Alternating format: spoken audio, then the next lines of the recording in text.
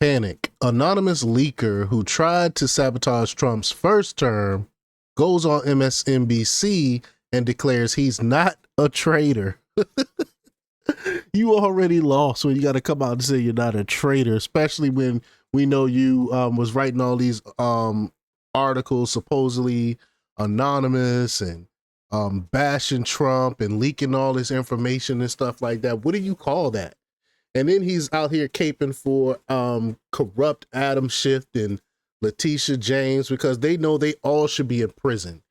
And they're all like circling the wagons and trying to and blaming Trump for the stuff that they did for coming after Trump and politically coming after Trump. So we're going to talk a little bit about it. But before we get started, go ahead and hit that like button.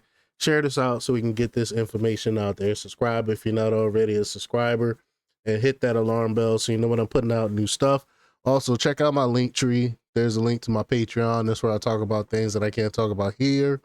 There's also a link to my Instagram and my X account, so follow me there as well. All right, let's get into this news. Now, this comes from the Gateway Pundit, and they report, do you remember Miles Taylor? He's the guy who was working in the White House during Trump's first term and began writing for liberal news outlets anonymously, claiming that he was the resistance inside the White House. Remember that? He recently appeared on MSNBC and tried to panic people on the left by making it sound like Trump is going to start randomly arresting his political enemies. It's ridiculous. You know, like the left did to Trump and his people for years. You know, the Paul Manaforts, the Michael Flynn, Trump himself. Taylor also went out of his way to declare that he is not a traitor. Never mind that I did traitorous things. It is just amazing how these people think no one remembers what they did to Trump and other Republicans in the very recent past. The FBI showed up at Roger Stone's house at 6 a.m. with the full CNN crew to arrest him and make it as embarrassing as possible. Like, who alerted CNN and, you know, to be just sitting outside of his house at 6 o'clock in the morning to record all of this? You know, it's like we're supposed to forget that. Now, these people act like there are consequences. Now they suddenly care. Let's just get right to this ridiculous clip here. Hear what this idiot has to say. Here we go.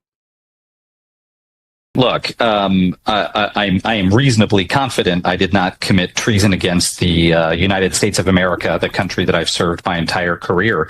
But that's not really what they want to do, whether it's going, against me or Attorney General James or Adam Schiff. They want to go shine a light on these people in their lives and follow them as long as possible to find the traffic infraction that they can lord over them to make their lives very, very difficult. And make no mistake, this is not for show. We're in the early parts of this administration. The president is under enormous pressure from the MAGA base to put these people in handcuffs. It's why for years he's talked about locking them up. They now want to see it. And I'm telling you, they are going to find it. One of these newscasts, you are going to come on a Saturday, and you and I both know this, Allie, and we're going to be reporting sort of breathlessly that one of these people on this list has been put in handcuffs, has been picked up, and is in detention. We are going to cross that Rubicon during the Trump presidency. It brings me no joy to forecast that, but that's how open-eyed we need to be about this.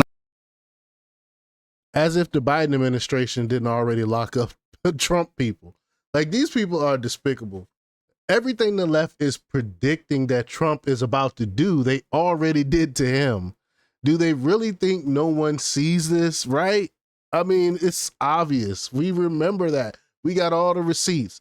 You know, the internet is forever. We can show the clips of Roger Stone being arrested. We can see the clips of we can see the photo of Donald Trump's picture from when he had to get fingerprinted.